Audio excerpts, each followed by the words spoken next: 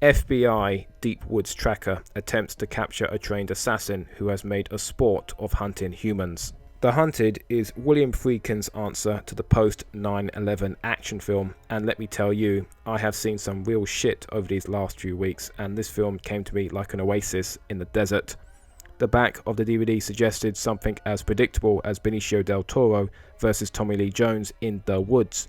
But of course, what Friedkin gives us was something far, far more interesting. As Del Toro is hunted down across several states by the man who trained him, the chase becomes intense and the characters remain believable throughout.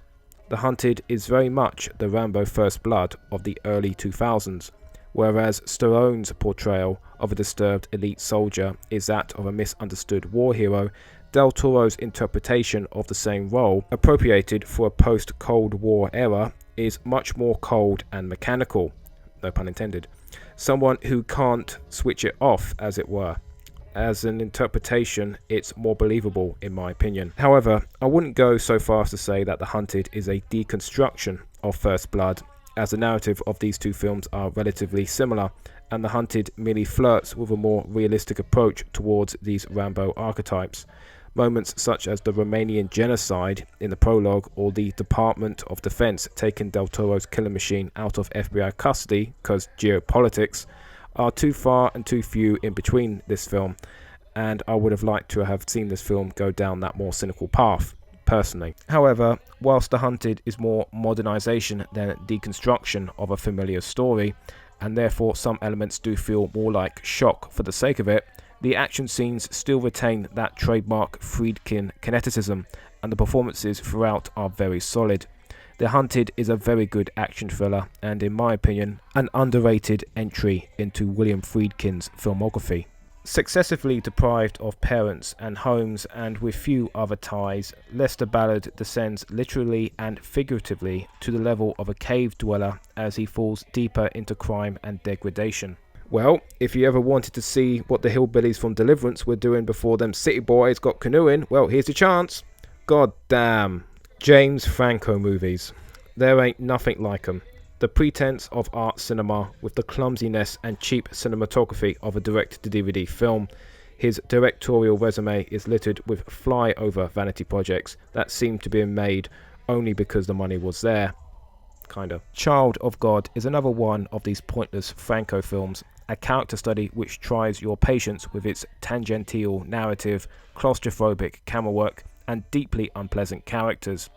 I straight out laughed my arse off during several scenes in this film as I struggled to find the point of seeing our protagonist take a shit in the first 5 minutes or hump a dead corpse around about the time he would have killed 4 people by now in any other serial killer film that was worth a damn. I would be lying if I said Scott Hayes was not at least committed. However, I would be nothing except paid off if I said I understood 30% of what he was saying, or that I gave a full view crap about anything that went on in this film. The dialogue is stale and the performances are not all that better.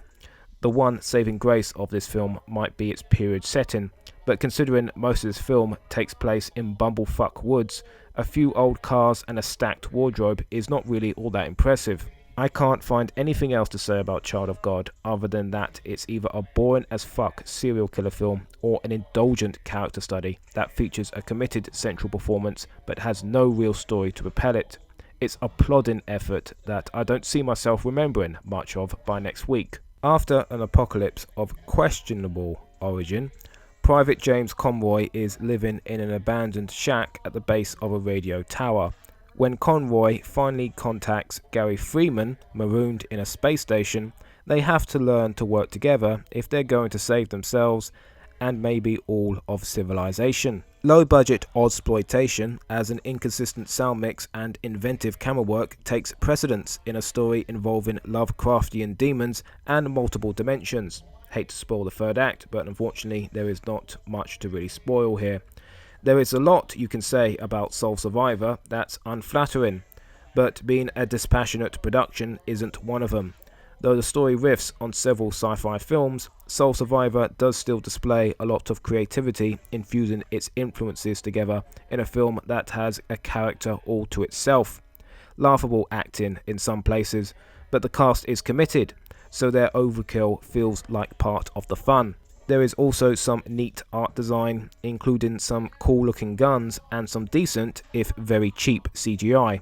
The soft focus rendering and janky movement is balanced by the look of the creatures themselves, which are both demonic and extraterrestrial. Once again, I can't emphasize how cheap the effects look, but similarly, I can't say enough how fit they were for purpose and add a considerable amount of charm to this film. Finally, a decent score is something I was not expecting from Soul Survivor, but I got that as well. Not memorable, but I have heard far worse from other direct-to-DVD action films. It fitted the story and helped keep the pace going.